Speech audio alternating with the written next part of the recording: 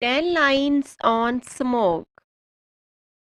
Smog is air pollution that reduces visibility. It is a mixture of smoke and fog. Smog is unhealthy to humans, animals, and plants. It can cause respiratory issues such as coughing and difficult breathing. Smog is also ugly. It makes the sky brown or grey. Smog usually came from burning coal and industrial pollution.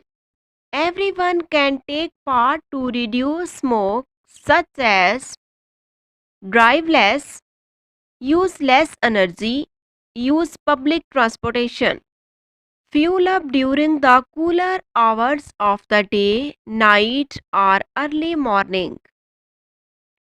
The government should create laws to reduce smoke.